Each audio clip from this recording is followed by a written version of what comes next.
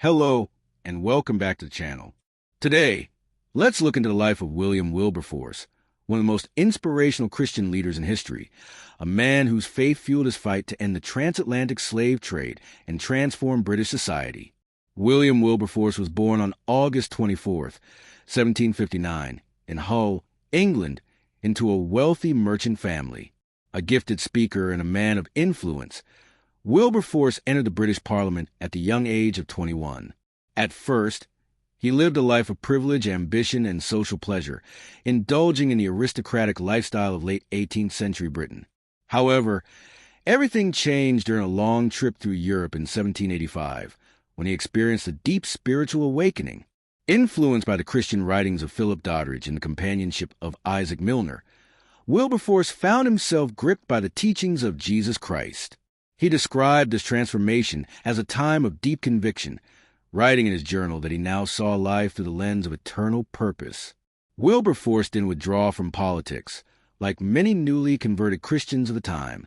Instead, he chose to let his faith guide his work in the public sphere, believing that true Christianity was not just a private matter.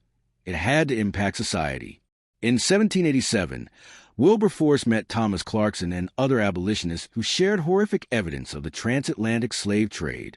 Deeply disturbed and moved by his Christian conscience, Wilberforce committed to ending the practice that enslaved millions of Africans and subjected them to brutal conditions.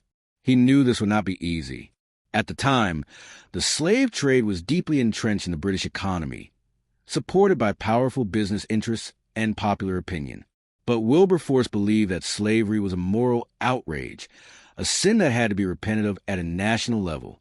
He wrote in his diary, "God Almighty has set before me two great objects, the suppression of the slave trade and the reformation of manners."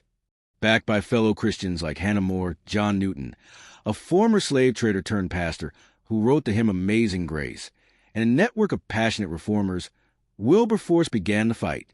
For 20 years, he introduced anti-slavery bills to Parliament.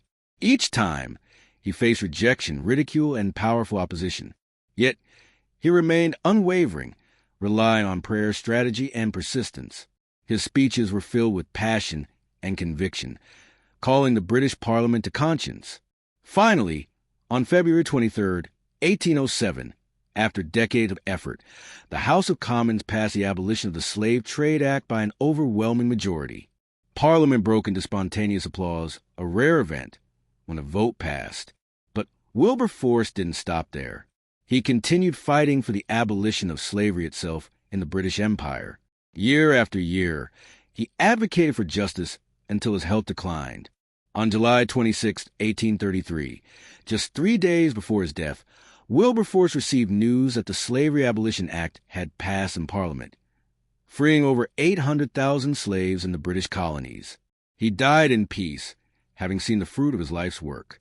William Wilberforce's legacy is one of unshakable conviction, Christian compassion, and societal transformation. He helped redefine what it meant to live out one's faith, not in isolation, but in action.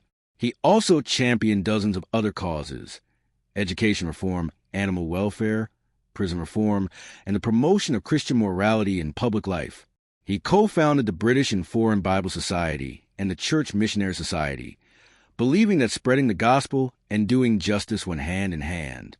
Lessons we are to learn from Wilberforce's life. Number 1. Faith must take action. Wilberforce's faith wasn't passive.